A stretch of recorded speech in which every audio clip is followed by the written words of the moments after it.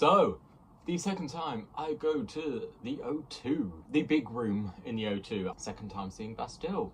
Second time seeing Bastille in that room. It was there 15 years from all sides. I was literally there last night. When I arrived, I'm going in. The first support act is already on because I spent some time in the pub charging my phone. I get there and it's Bradley Simpson. Nothing was clicking at the time. He was covering an ABBA song. I was so confused.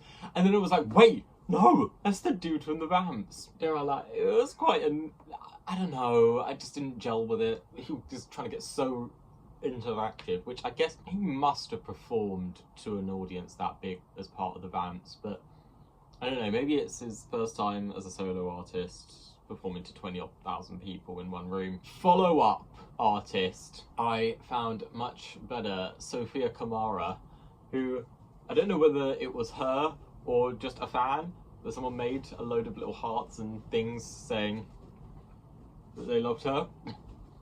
I got one, and then no one else wanted one, so I just put the bag behind me, and at some point it disappeared. Anyway, I thought her music was pretty good. There was one point where we all did light up our phones in the very cringy way, and I lit up that as best as I could. And she gave a heart back to some fans who were on the balcony, which I thought was very sweet. And she did it like massively, like twice the size of her body, so that all the rest of us could see.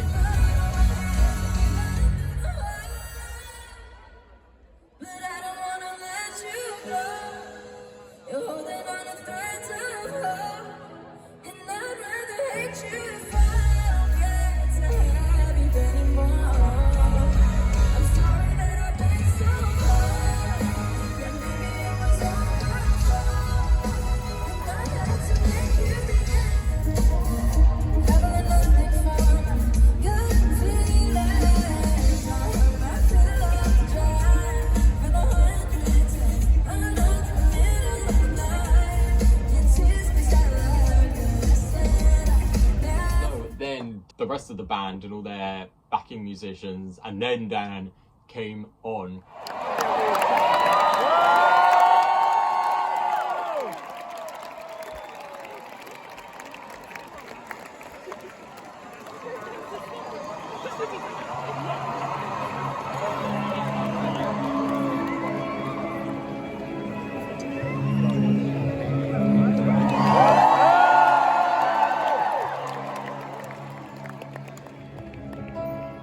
To the things we lost in the fire.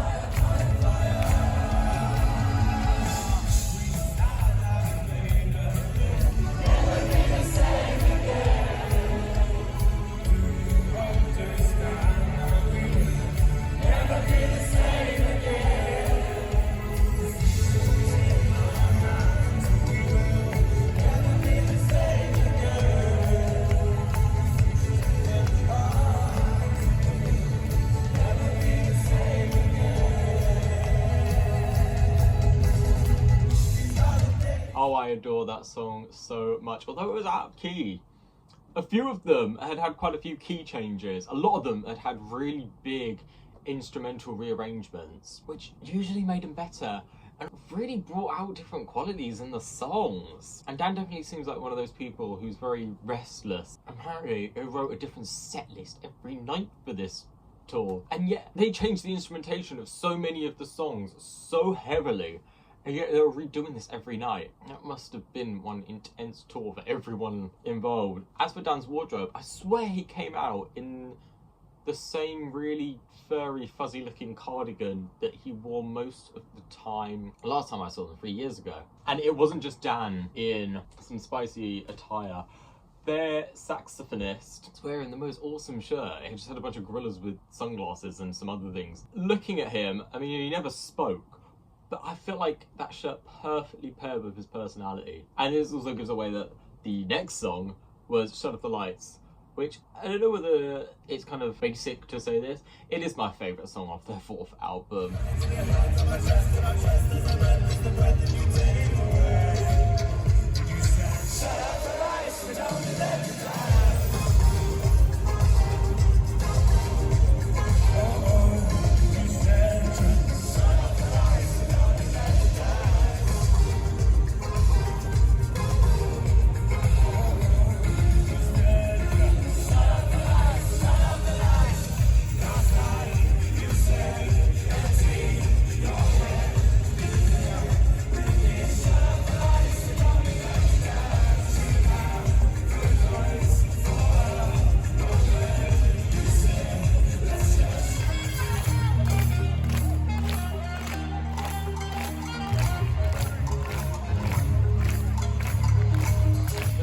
Song I am more grateful than ever they played. Oh, it's one of my favourite of theirs, obviously.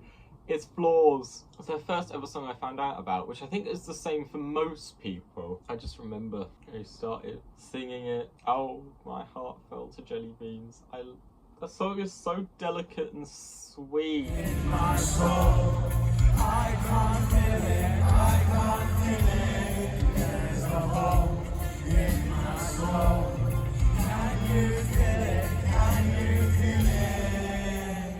You have always worn your flaws upon your sleeve, and I have always buried them deep when you sleep, and I have always buried them deep beneath the ground.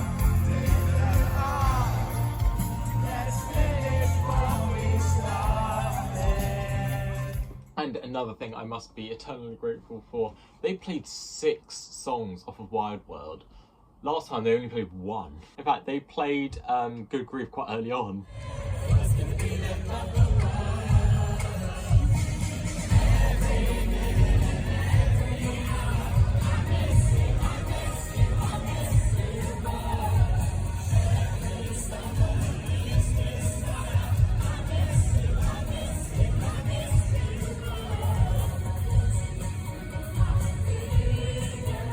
It was like the third or fourth song. I was so happy. And then they just kept it going. They did Blame.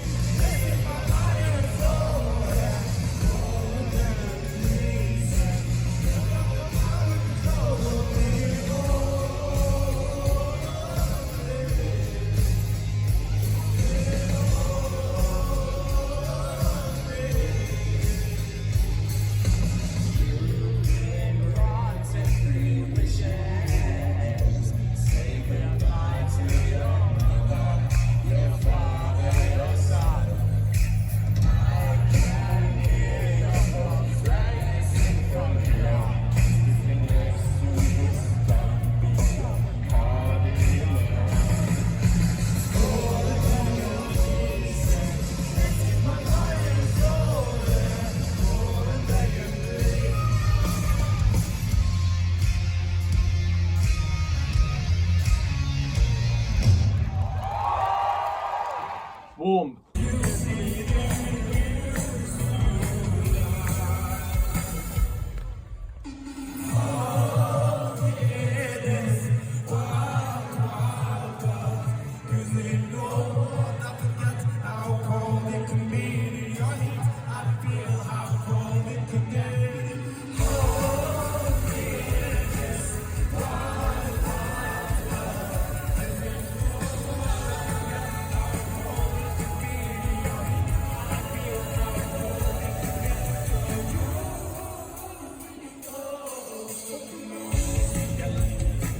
Glory, and in the middle of Glory there was a little interlude, and there was maybe only 20 seconds, but still some seconds of the end.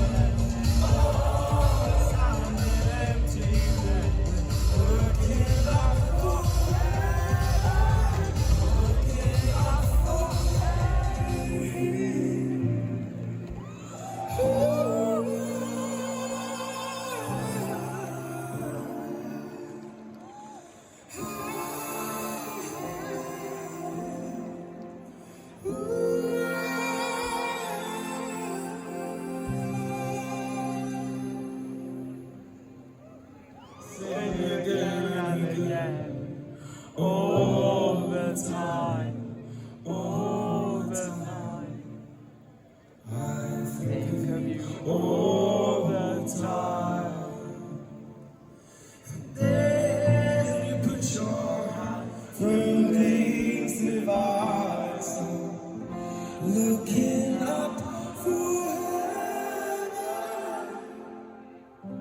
waiting to be buried. And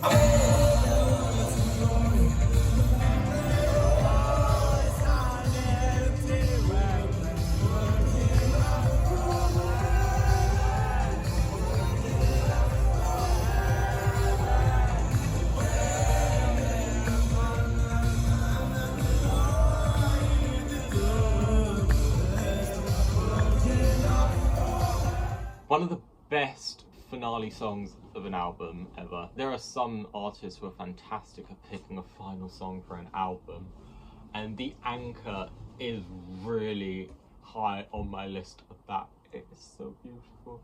One song I am desperate to hear from Wild World is Campus, mainly because it's my favourite song, not just of that album, but I think of the whole of Bastille. It's such a sweet song about just being lost. But as for those musicians, especially those who aren't in the band, there were two Dan specifically mentioned. One woman, the most impeccable voice, but I couldn't remember her name.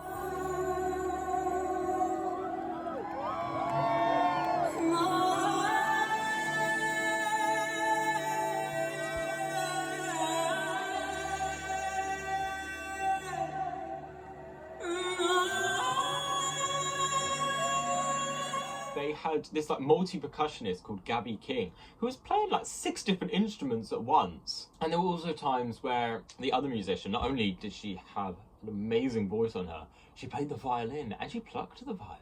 And she must have played 4 or 5 different instruments across the night. Dan did quite a few times play the piano, and I swear they'd taken that piano out of like a primary school and they stuck a watermelon on it, and it was the cutest looking watermelon. Of course, we all know what it stands for. God, imagine if you were like super pro-Israel in there. That would have been awkward. Although among 20,000 other people, I have a feeling your shout would have been localized. Although there was one point where someone raised their hand and Dan thought they were asking a question. He thought it was suddenly like a school. And unlike Sigrid, where the person generally did have a question and she spent 2, 3, 10 minutes answering the question, turns out they just wanted water. But like, wouldn't you just say yes and try and think of the first thing to come to your mind if you got that? Like, come on.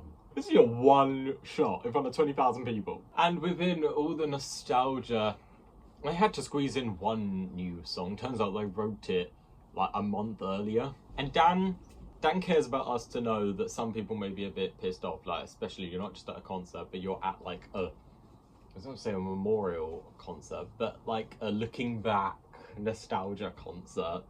And then suddenly you get a new song. But the new song was damn good. But even though he knew this would be annoying, annoyed us even more by trying to rope us in. But the only way it really annoyed me is I was literally right in the middle of the standing area. And Dan split us down the middle. I didn't know which side to go for. I went for the worst side. We were like so meek.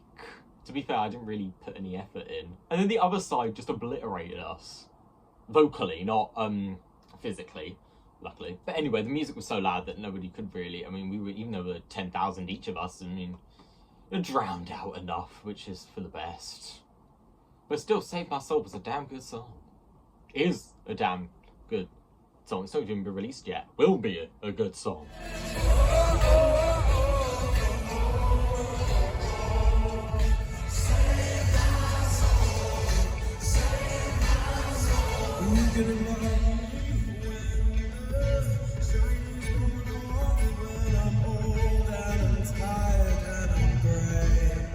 There were 2 songs that I know I've never really clicked with.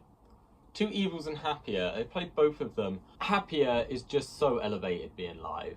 And 2 Evils, I'm still not that in love with it. But being made to listen to it and that being in a live setting does make me appreciate the song. It is a decent song. It's just too slow for me. But it's made more poignant being live. I can't deny that. And I discovered a song.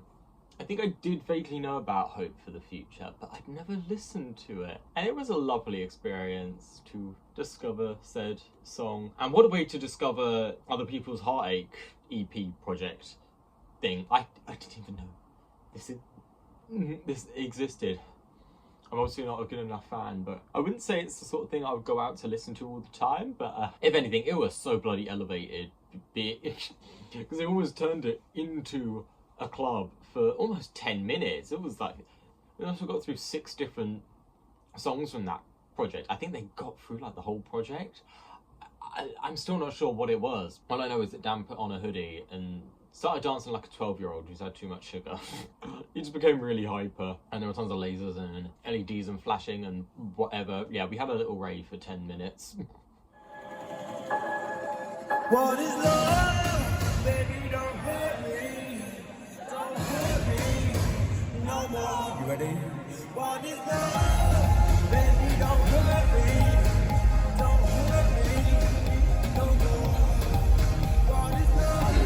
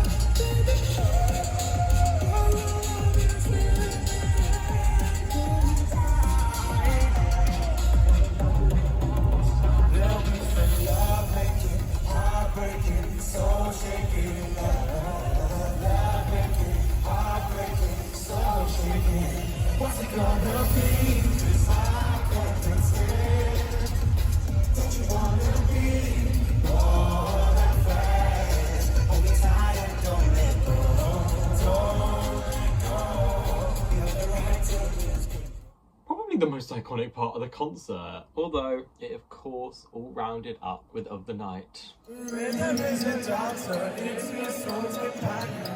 People feel it everywhere. Lift your hands and voices, free your mind and join us. You can feel it in the air. Oh, it's a passion. Oh, you can feel it in the air. Oh, this is the rhythm of my life.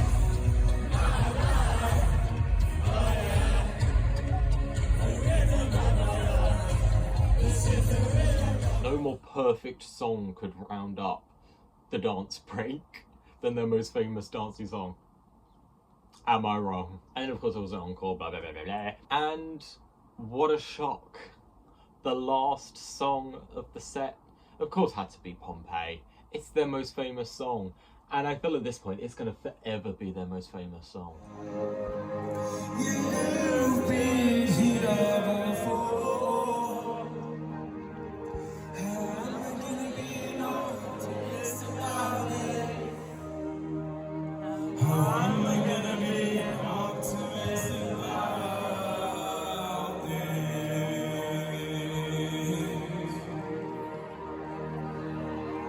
Ready?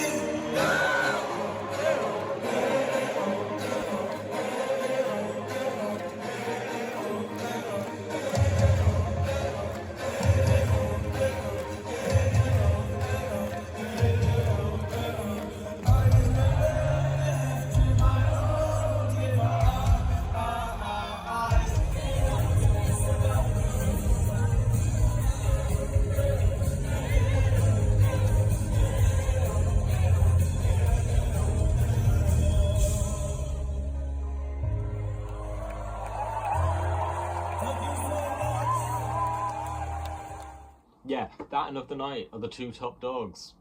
So unless they get a #1 single, that's always going to be the big hitter. Anyway, those were my thoughts on seeing Bastille once again. my heart filled with jelly beans the first time I saw them. And that happened again. Of course, it ended with a bunch of confetti and streamer cannons going off. And me being me, I made a scarf with it all. Here it is.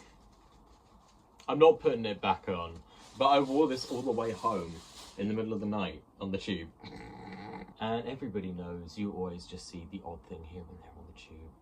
It's London, what do you expect? If I realised anything while at this concert, it's that if I could have one wish above all, it would be this boat had a basement, and in that basement I just locked up all of my favourite singers and artists, so that anytime I wanted to hear a song, I could just pull one of them out and make them sing it to me. I know that's quite cruel to do to people you heavily admire and respect, but wouldn't we all want that? Anyway, I have been Jack the Music Lover, and I'll see you in the next one.